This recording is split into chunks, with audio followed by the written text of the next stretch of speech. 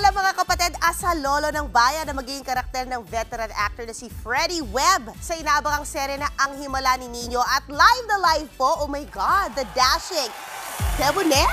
Wow! Mr. Freddie Webb! Lolo Mars! Ayan. Lolo Mars. Salamat, Lolo Mars. Sino po si Lolo Mars dito?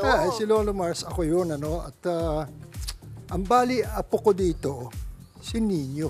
Wow! Pero hindi ko talaga apo.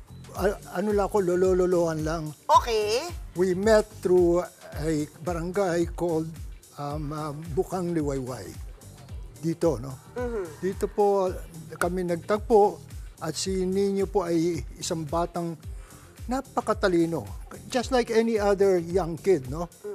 They become happy, they become sad, they cried, they have problems, but at the same time, ito si Nino is a different kid, you know? I'll give you an example. Meron akong binigay na sapatos sa kanya dyan. No?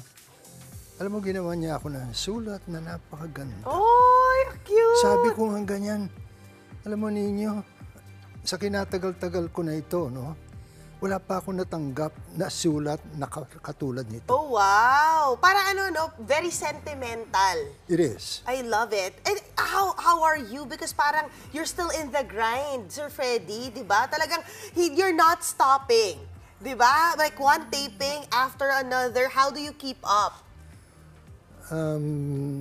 I enjoy it. You know why?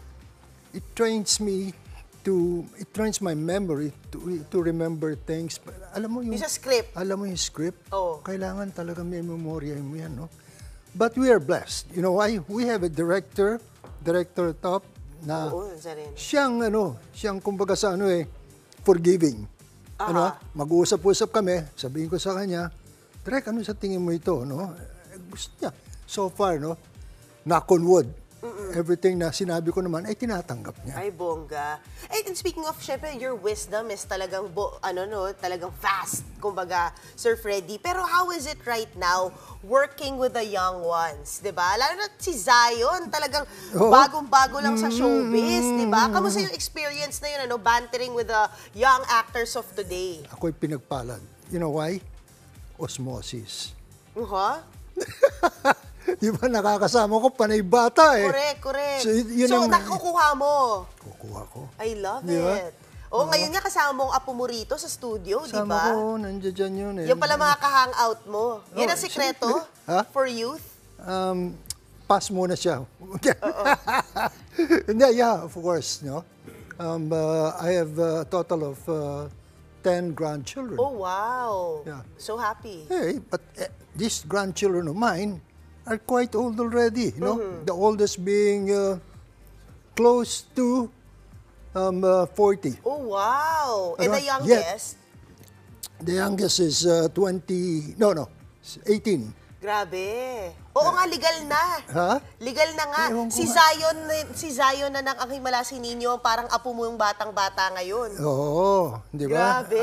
Ako nga sinasabi, yung tinanong mo yung mga apo ko, di ba?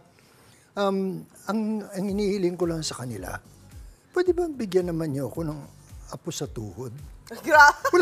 Alam mo, sa lakas nyo yan, aabutan nyo talaga. Lahat na ng paglalagay, binibigay ko eh, di ba? Correct. Just kidding. But anyway, today, like what do you do? Are you still active, working out?